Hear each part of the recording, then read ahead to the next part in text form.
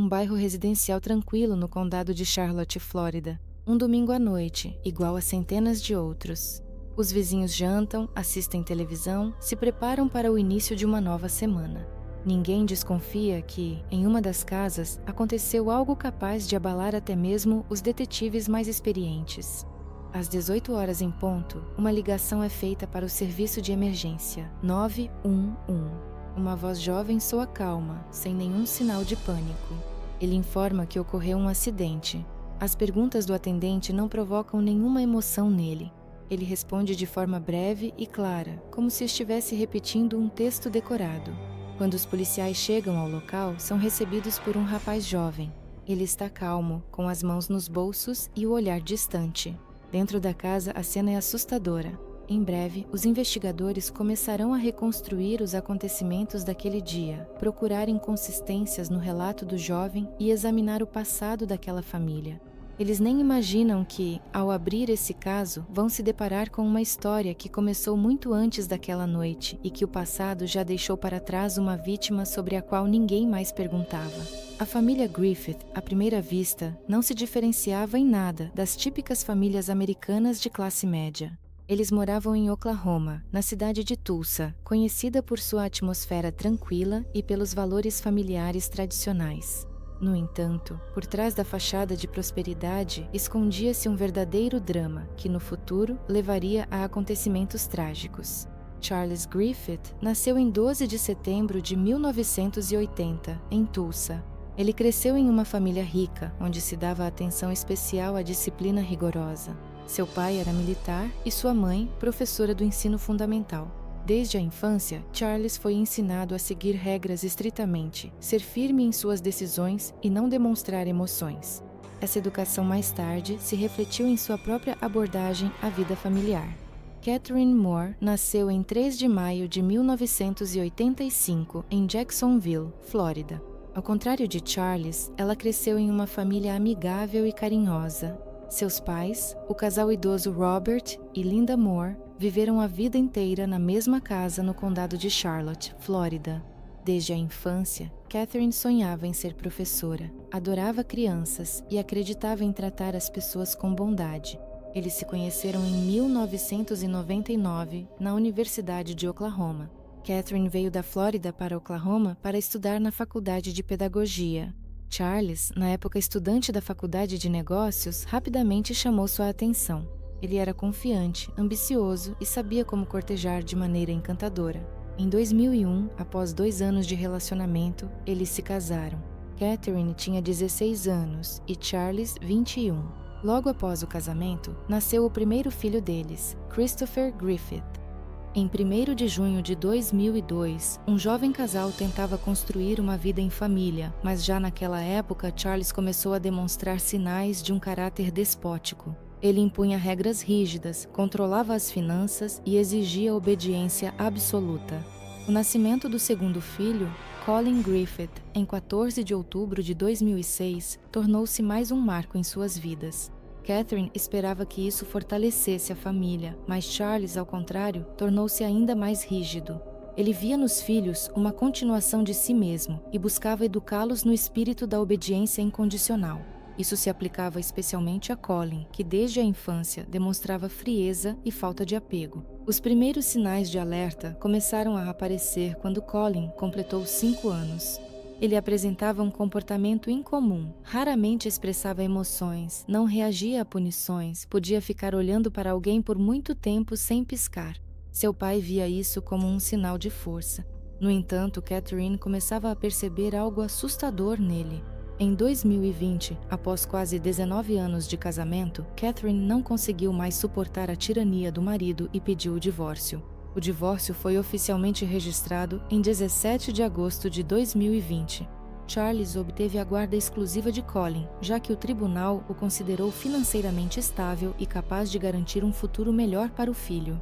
Catherine, por não ter um emprego bem remunerado, não conseguiu convencer o juiz de sua capacidade como mãe guardiã. Catherine voltou para o condado de Charlotte, na Flórida, onde se estabeleceu perto dos pais. No entanto, mesmo após o divórcio, ela não parou de tentar recuperar Colin. Ela entrou com novos processos, tentou conseguir a reavaliação do caso, mas Charles sempre encontrava maneiras de bloquear suas tentativas. Enquanto isso, Colin, morando com o pai, ficava cada vez mais fechado em si mesmo.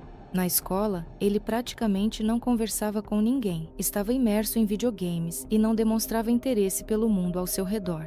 Em casa, ele via o exemplo de uma disciplina rígida e qualquer demonstração de fraqueza era punida com severidade.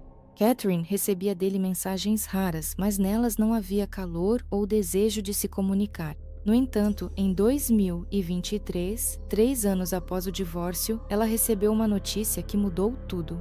Charles Griffith foi encontrado morto e Colin foi detido sob suspeita de seu assassinato. Esse dia marcou o início de uma série de eventos que abalariam o condado de Charlotte, na Flórida, e se tornariam objeto de grande repercussão pública. No dia 14 de fevereiro de 2023, a central do 911 recebeu uma ligação de um jovem que informou ter atirado em seu próprio pai. Colin Griffith falou com voz calma, alegando que agiu em legítima defesa. Quando os atendentes do serviço de emergência perguntaram: "É necessária ajuda médica?", ele apenas respondeu brevemente que seu pai estava morto. Os policiais que chegaram ao local do crime encontraram Colin, de 15 anos, sentado no sofá dentro de casa. No chão estava o corpo de Charles Griffith, com 2 ferimentos de bala, um no peito e outro na cabeça. A arma estava próxima. As impressões digitais nela pertenciam apenas a Colin. A vida de Colin com o pai, após o divórcio dos pais, não foi fácil. Depois que o tribunal concedeu a Charles a guarda exclusiva do filho, ele passou a controlar totalmente a vida de Colin. Qualquer desobediência era vista como um desafio e as punições vinham imediatamente. Colin cresceu em um ambiente de disciplina rígida, onde qualquer demonstração de emoção era considerada fraqueza. Ele era proibido de se comunicar com a mãe, de sair de casa sem permissão, e qualquer tentativa de desobedecer resultava em ameaças e na privação de confortos habituais. Os conflitos entre eles se tornaram cada vez mais frequentes. A tensão atingiu o limite depois que Colin revelou ao pai sua orientação sexual. Charles encarou isso como uma ofensa pessoal e, a partir daí, o relacionamento deles entrou definitivamente em uma fase de constantes confrontos. Colin se sentia preso em uma armadilha da qual não havia saída. Naquele dia, segundo Colin, seu pai voltou para casa irritado. Entre eles, estourou uma briga que acabou se transformando em um confronto físico. O jovem afirmou que Charles pegou uma faca e começou a ameaçá-lo. E temendo por sua vida, ele pegou a arma do pai, que era guardada em casa, e atirou 2 vezes. No entanto, já os primeiros resultados da investigação levantaram dúvidas entre os investigadores. Charles levou 2 tiros, o primeiro no peito, o segundo na cabeça. Isso indicava que, após o primeiro ferimento, Charles provavelmente ainda estava vivo, mas não podia resistir, e o segundo tiro foi dado para garantir. Colin não parecia assustado nem arrependido. Seu comportamento surpreendeu até mesmo detetives experientes. Ele não pediu ajuda, nem demonstrou preocupação ou pânico. Quando lhe perguntaram sobre os detalhes, ele repetia calmamente a mesma versão, sem alterar a entonação. Ele não tentou se justificar, nem demonstrou medo das possíveis consequências. Catherine Griffith recebeu a notícia da morte do ex-marido tarde da noite do dia 14 de fevereiro. Quando a polícia ligou para ela, a princípio pensou que era um engano. Ao ouvir que seu filho havia sido detido pelo assassinato de Charles, ela não conseguia acreditar no que estava acontecendo. A primeira reação foi uma mistura de choque e preocupação, mas logo veio o alívio. Charles não podia mais ameaçá-la, não podia mais controlar Colin, não podia mais impedir que eles se reunissem. No entanto, esse momento de alegria foi ofuscado pela consciência de que seu filho havia se tornado um criminoso. Os investigadores não tinham certeza da veracidade das palavras do jovem, mas podiam provar o contrário. A única testemunha do ocorrido foi o próprio Colin, e não havia provas claras que confirmassem um crime premeditado. A arma pertencia a Charles. Não foram encontrados sinais de luta na casa. O próprio Colin não apresentava ferimentos visíveis. Os promotores aceitaram a versão de legítima defesa e, algumas semanas depois, encerraram o caso. Colin foi isento de responsabilidade. Poucos entendiam que aquele dia era apenas o começo de uma série de eventos que logo levariam a uma tragédia ainda mais horrenda. No final de março de 2023, pouco mais de um mês após a morte do pai, Colin Griffith foi para a Flórida, no condado de Charlotte, onde morava sua mãe, Catherine. Agora que a guarda havia passado completamente para ela esperava começar uma nova vida com o filho, criando para ele um ambiente seguro e estável. Os primeiros meses se passaram de forma surpreendentemente tranquila. Colin começou a frequentar a escola local, matriculou-se em uma faculdade comunitária e Catherine fazia todo o possível para criar a aparência de uma vida familiar normal. Ela frequentemente publicava fotos com o filho nas redes sociais, viagens à praia, jantares juntos, festas. Nos comentários, os amigos a apoiavam, felizes por ela finalmente estar de novo ao lado do filho. Ninguém sequer suspeitava que por trás dessas imagens se escondia um mundo completamente diferente e assustador. Colin se comportava de forma distante, não demonstrava muito apego à mãe. Ele raramente mantinha conversas, não demonstrava gratidão pelos cuidados e preferia passar a maior parte do tempo jogando videogame. Ele não se interessava pelos estudos, e as tentativas de Catherine de envolvê-lo nas tarefas domésticas o irritavam. No início, ela atribuía isso ao estresse após os acontecimentos vividos, mas logo ficou claro que o problema era mais profundo. Depois de alguns meses, começaram a aparecer os primeiros sinais preocupantes. Colin podia explodir de repente se algo não saísse do jeito que ele queria.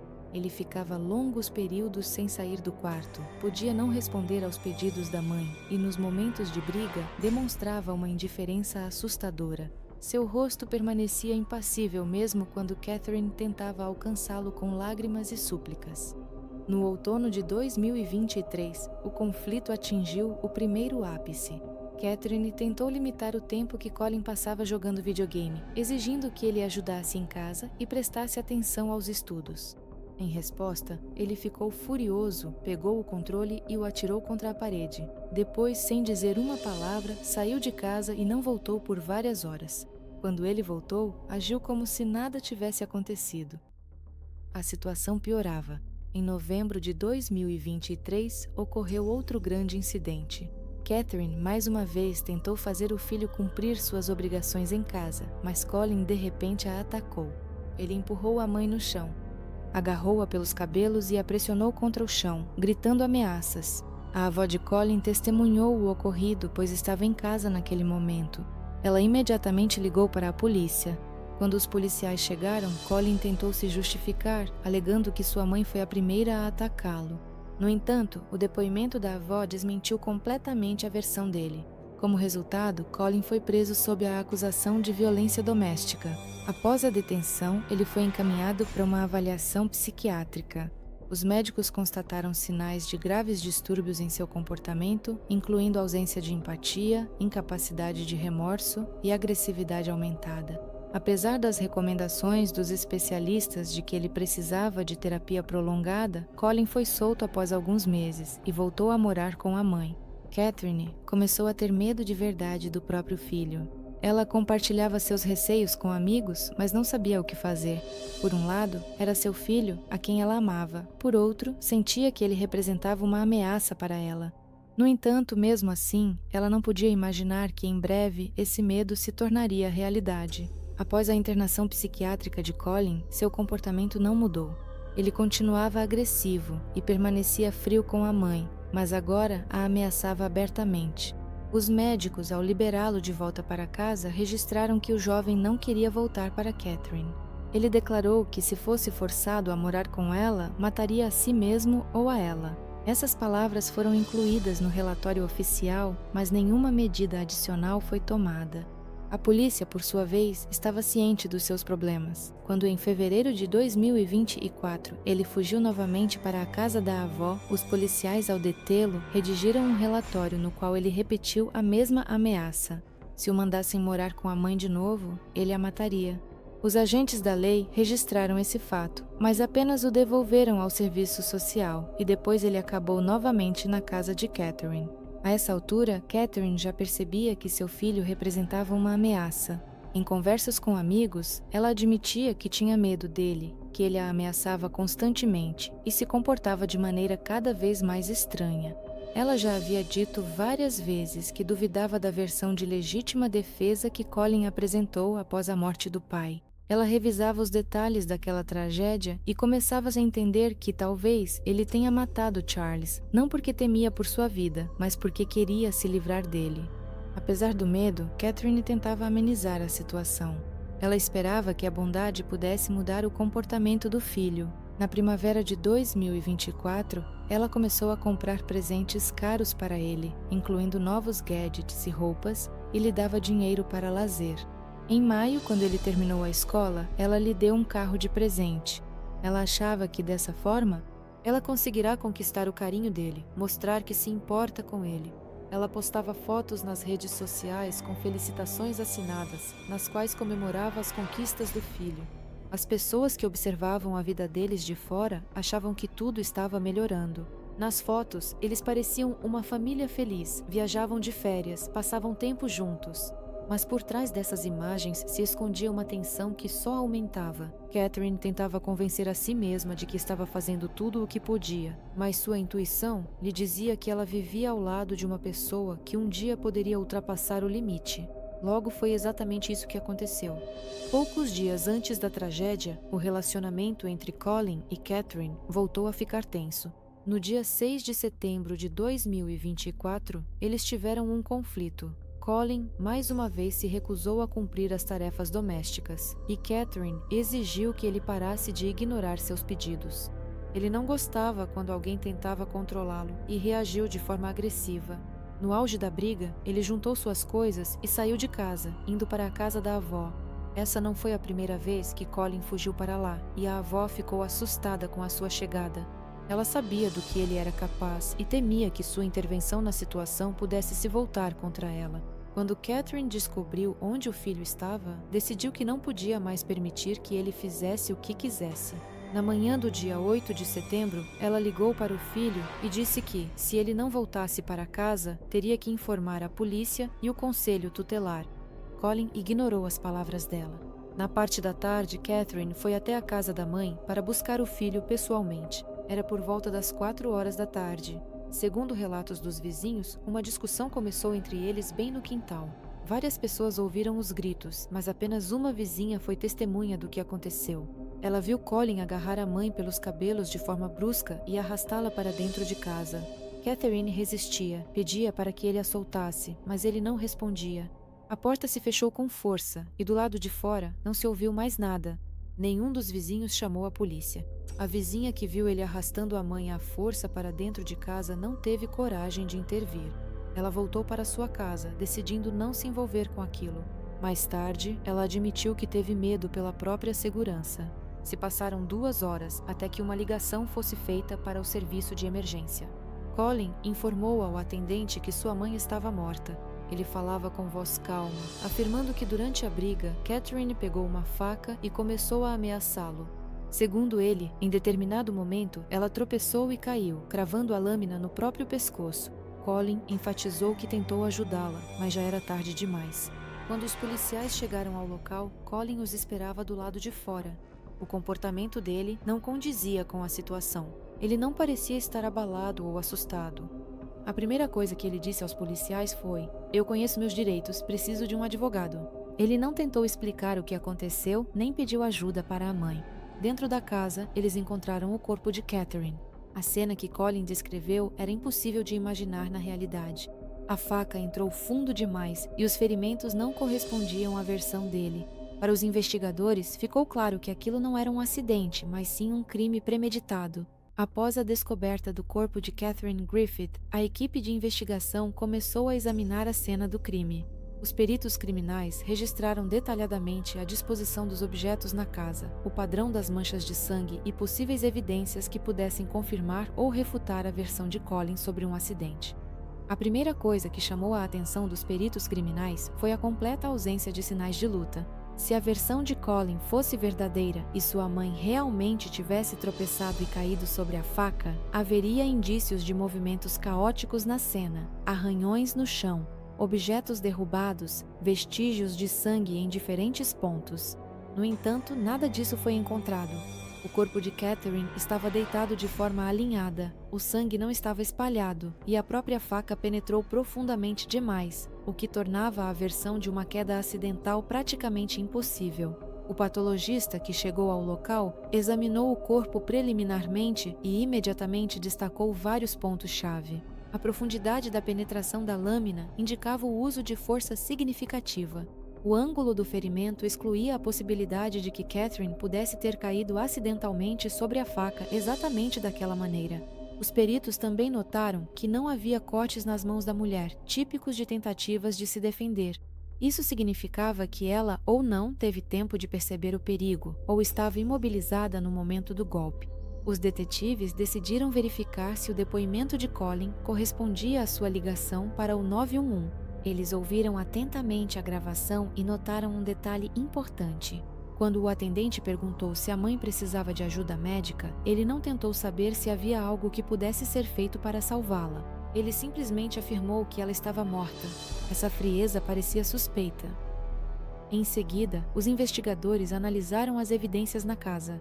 Era importante verificar se Catherine realmente segurava a faca, como Colin afirmava. Eles realizaram uma análise das impressões digitais. No cabo da faca não havia marcas dos dedos dela, apenas as impressões do próprio Colin. Isso imediatamente desmentiu sua versão de que a mãe foi a primeira a pegar a arma. Outro aspecto importante foi a ausência de vestígios de sangue na cozinha, de onde, segundo Colin, Catherine supostamente pegou a faca.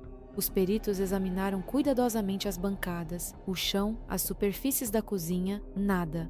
Se ela realmente estivesse carregando a faca e acidentalmente caísse sobre ela, deveriam ter ficado gotas de sangue no caminho por onde passou.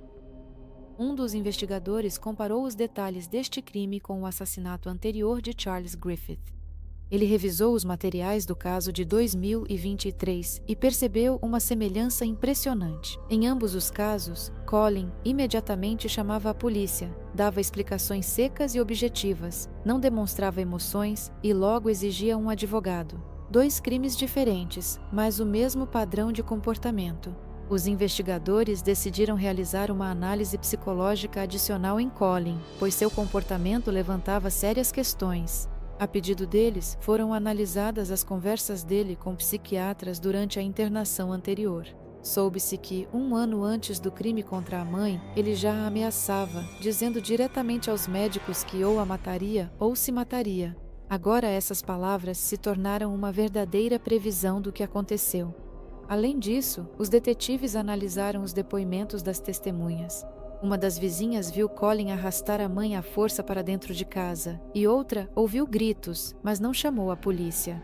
As palavras das testemunhas contradiziam diretamente a versão de Colin de que tudo aconteceu por acaso. A verificação do telefone celular de Colin também se tornou uma prova importante. Os peritos forenses extraíram mensagens apagadas e o histórico de buscas. Uma semana antes do crime, ele pesquisou informações sobre as maneiras mais rápidas de matar, quanto tempo leva para morrer de hemorragia, além de ler artigos sobre brechas legais em casos de acusação criminal. Essas buscas se tornaram um argumento poderoso para a promotoria, provando que o crime contra Catherine foi premeditado. Os investigadores também descobriram que 2 dias antes da tragédia, Catherine disse aos amigos que temia por sua vida. Ela contou que se algo acontecesse com ela, o culpado seria seu filho. Essa confissão foi o último aviso que ninguém teve tempo de levar a sério. Quando todas as provas foram reunidas, a promotoria do condado de Charlotte apresentou acusações de homicídio em 1º grau contra Colin Griffith. Ele foi transferido para uma cela isolada, onde aguardava o julgamento. Os investigadores também começaram a colaborar com as autoridades de Oklahoma para reexaminar o caso da morte de seu pai. Colin nunca demonstrou um pingo de arrependimento. Ele não fazia perguntas, não perguntava sobre a mãe, não demonstrava preocupação com seu destino.